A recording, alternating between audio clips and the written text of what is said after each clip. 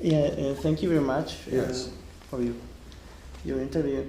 This interview is to ask you if you think that contemporary art has lost interest in the concept of utopia. Well, I am not an expert to judge on this matter.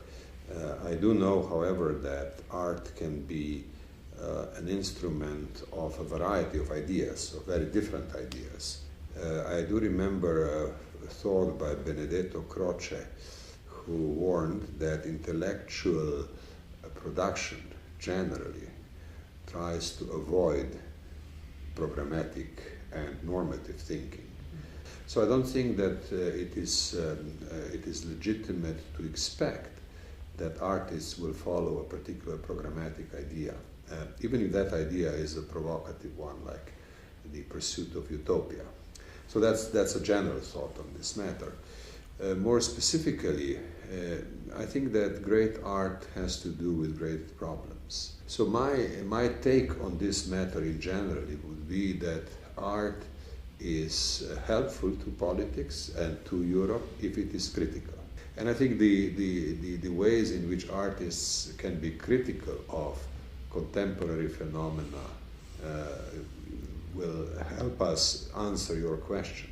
I think if artists are critically minded, if they take the current reality as something worthy of criticism and needing criticism through images, through artistic expression of different kinds, then that would be the way to go. Utopia or no utopia, that comes later and is not central.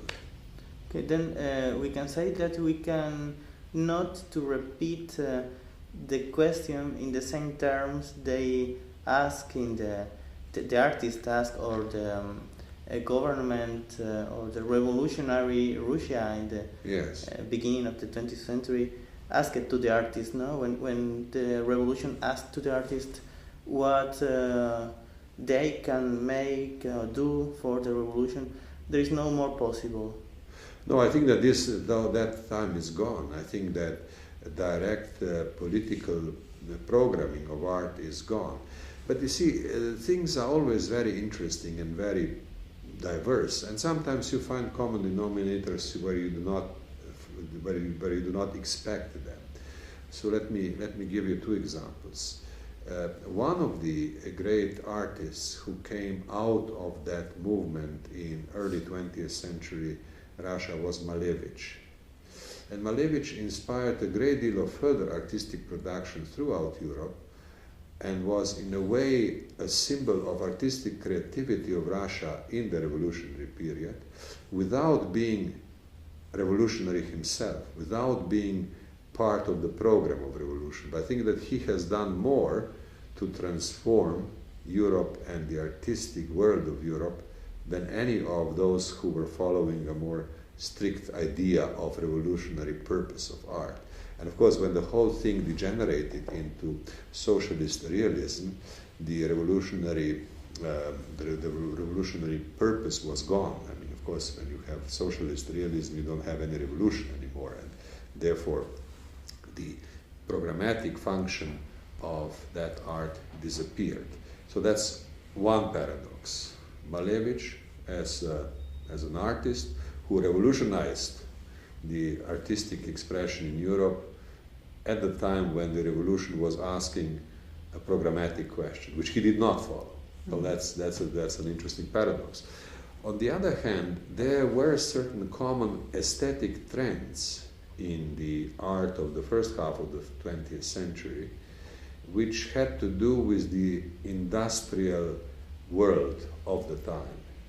Everywhere in the world at that time you see muscular men working with machines and expressing that culture of massive industrial production, great energy and great output.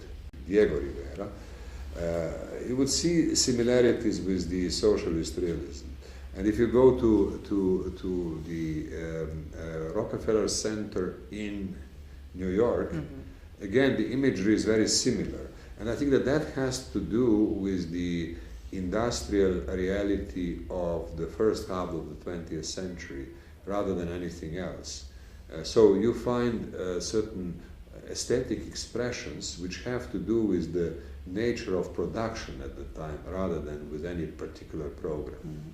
Now, how things are today, it's hard to say. I know too little to be able to find any common denominator in today's situation. That can always be done with great ease in retrospect, but not at the time when things are happening. Art has a way of presenting ironic portrayal of reality. And that again, that's typical and has been happening in the last decades of the 20th century. But it's not entirely new, because Marcel Duchamp started with that ironic presentation of the world. So, you know, things are new, but not entirely new, in my opinion. My basic conclusion, I don't want to sound too complicated, is that politics and art have gone further apart in the past decades. I think that what I found interesting was during the time of Iraq War. I lived in New York at the time. During the time of Iraq War, all of a sudden we got the consumers of art and literature and everything in the United States. We got a lot of stories of ancient Greece, the Iliad. Even a film was made about the Iliad, which is, of course, the archetype of war. This is the main war. Huh? All the subsequent wars are variations of the war for Troy. So what I'm saying is that the critical purpose of art can also be produced through a new use of classical texts, new use of or contemporary reference to classical works of art, to Greek drama, to Greek epic poetry, to Greek mythology and stories. I think that artistic things happened in Eastern Europe as a result, because the idea of changing the world was really renewed or was resurrected at the time.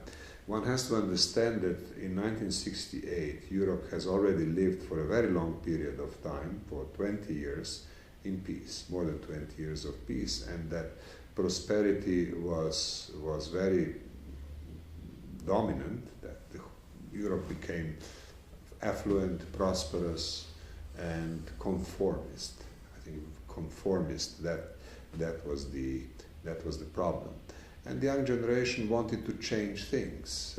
The conformist idea of Europe was not seen as giving them any real future. They wanted to change it, and that I think then has triggered the events in Paris and elsewhere in Europe.